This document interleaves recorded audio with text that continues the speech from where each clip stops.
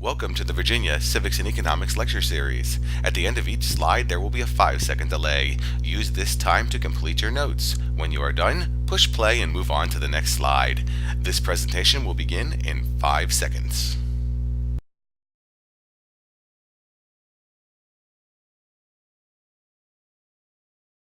Welcome to Virginia Civics and Economics Lecture 1.7 on the Responsibilities of Citizenship. And as Vanellope Van Schweet once asked, why did the soldier go to the toilet? Because it was his duty. Really, Penelope? We're not talking about that type of duty here.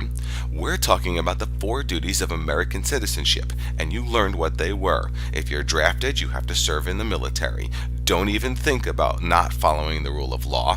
Pay your taxes, and if you get a subpoena, you either have to serve for jury duty or testify in court.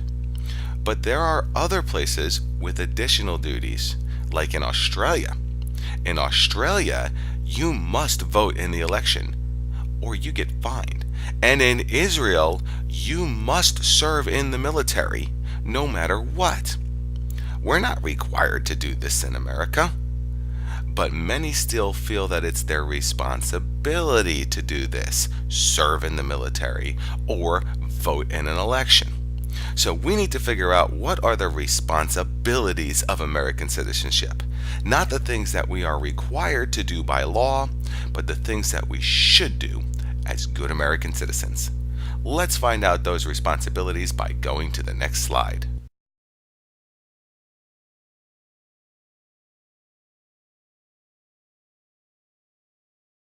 Civic responsibilities are different than civic duties. Civic responsibilities are fulfilled by choice. They are voluntary. In other words, are you engaged?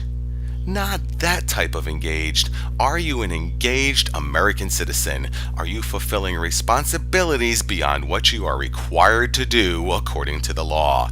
And registering to vote and voting is a civic responsibility. A Virginia voter must be 18 years old at the time of the next election, or 17 years old to vote in a primary if 18 at the election, and must meet other requirements like citizenship, residency, a clean criminal record, you can't have any felonies, and mental competency. Well, how do I register to vote? Virginia allows for voluntary registration with a city or county registrar. That's somebody whose job it is to register you to vote. Mail-in registration or registration at the Virginia Division of Motor Vehicles prior to 22 days of the next general election or primary. In other words, it's pretty easy to register to vote in the Commonwealth of Virginia. But lately, things have gotten interesting.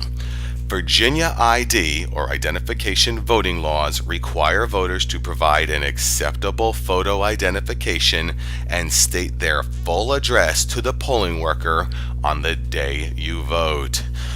Photo ID laws are controversial. Just ask the Founding Fathers. James, what the heck is a photo? Go to the next slide.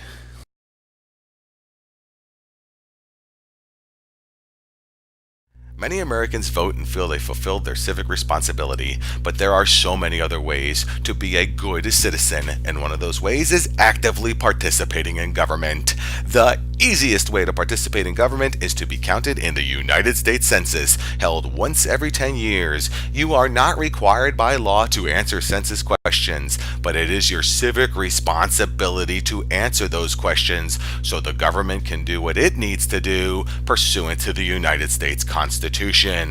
You can also join the government. Citizens can run for and hold elective office. So like Kid President, be more awesome. Well, can Kid President run for office right now? Most elected offices require citizens to be 18 years of age or older, so he's not old enough yet. And some offices require a citizen to be older than 18. The president must be 35 years old, a U.S. senator must be 30 years old, and a U.S. congressman must be 25 years old. But you don't have to join the government to actively participate in it. Citizens can communicate with officials to influence the government, and traditional methods of communication include letters and emails, calling or visiting a representative's office, or speaking at a city council or school board meeting. But this is the 21st 21st century, the age of open communication, and now more than ever, it is easy to talk with your representative. Newer methods of communication include following an official's Facebook, Twitter, or Instagram account, completing online petitions and questionnaires, and completing an online comment card on a representative's website, amongst many other things. Finally, a citizen can serve in voluntary, appointed government positions, like serving on a school board committee for grading practices. Go to the next slide.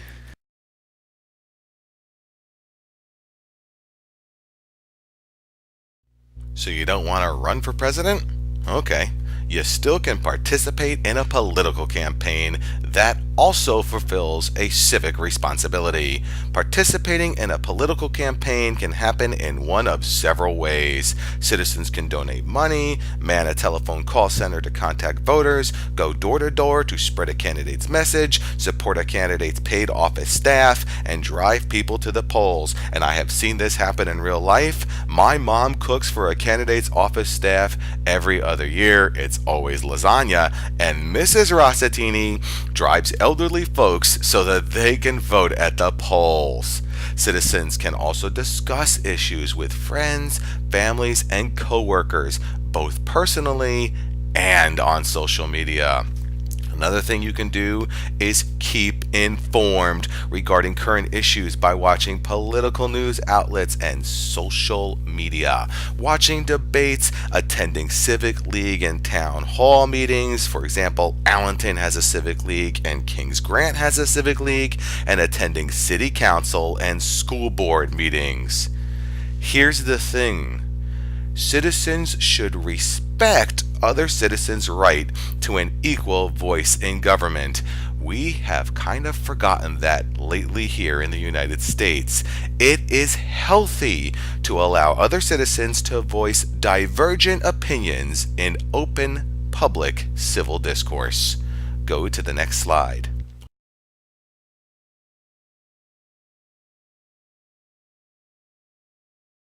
So politics is not your thing?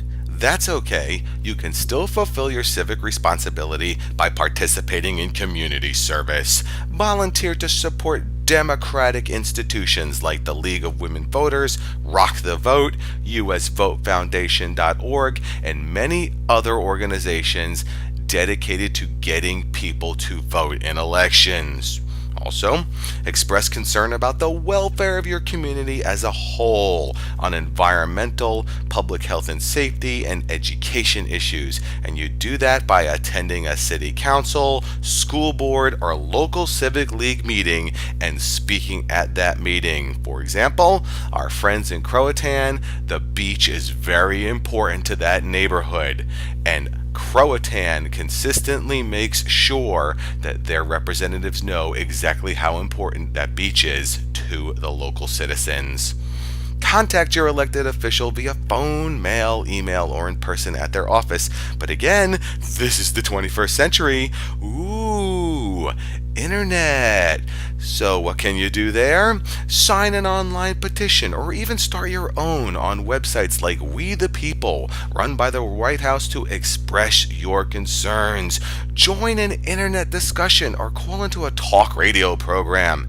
But be aware that many of these mediums may be biased. You might be calling into a talk radio program that only represents one point of view. Finally, use the internet to create your own blog, site, or video expressing concern on an issue of your choosing. You live in a connected world. You have a say. Go to the next slide.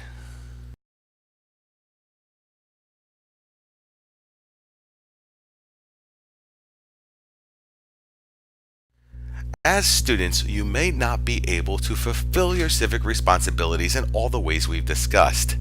But as students, you luck out because there is a lot of community service opportunities just for you.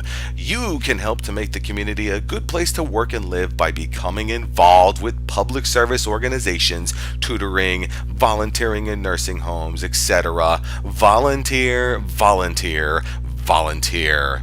And schools in Virginia will help you out with this. Schools in Virginia provide students with multiple public service opportunities: National Honor Society and National Junior Honor Society, Operation Smile, the Green Team, which is an environmental club, and Student Council are just some examples. Get involved in your school and you will fulfill your civic responsibilities. Then there's all the stuff that happens outside of school. National and local opportunities exist outside of school for students to become involved in their community, like the Girl Scouts. Yummy. Boy Scouts, Boys and Girls Club, and other volunteer opportunities sponsored by federal, state, and even local governments, like volunteering at your local library, for example. Finally, faith-based opportunities exist that give you an opportunity to help the community. For example, we have outreach programs like helping to feed the homeless or less fortunate. You as students have multiple opportunities to fulfill your civic responsibilities, so do so and be good American citizens. That's it for this lecture, and I look forward to seeing you in class.